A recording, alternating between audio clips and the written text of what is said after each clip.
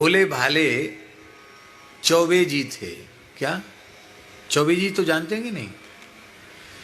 ब्रज में आवे और चौबेन ते परिचय नाय होए तो संभव ही नहीं। देखो ब्रज के जो चतुर्वेदी ब्राह्मण हैं वे बड़े पूज्य हैं, भगवत स्वरूप हैं।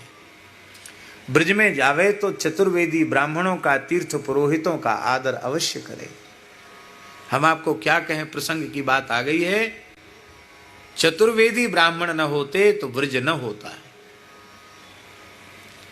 मुगल काल में मुगलों के अत्याचारों से पीड़ित होकर के प्रायः लोग ब्रज छोड़कर भाग गए।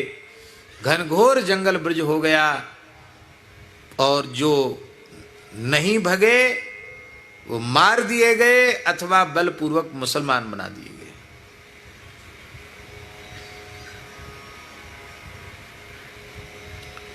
पर मथुरा के चतुर्वेदी ब्राह्मणों ने उस स्थिति में ब्रज का त्याग नहीं किया।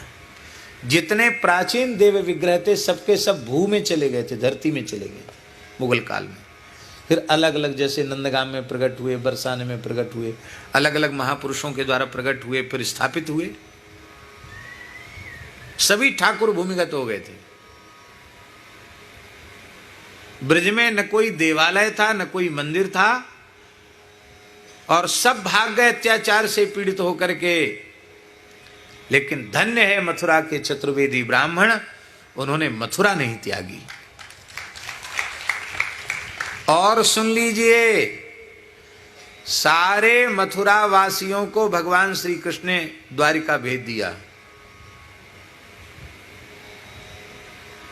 द्वारिका बसाई तो द्वारिका भेज दिया। मथुरा वाले चतुर्वेदी बोले हम नहीं जाएंगे आपके संग द्वारिका। वो ले भी गए तो लौट के फिर से मथुरा में आ गए। बोले हम तो जमुना जी के अनन्य हैं, हम श्री मथुरापुरी के अनन्य हैं, हम मथुरा और श्री यमुना जी को छोड़ के नहीं जाएंगे। उस काल में भी नहीं गए और भयंकर मुगल काल में भी नहीं गए।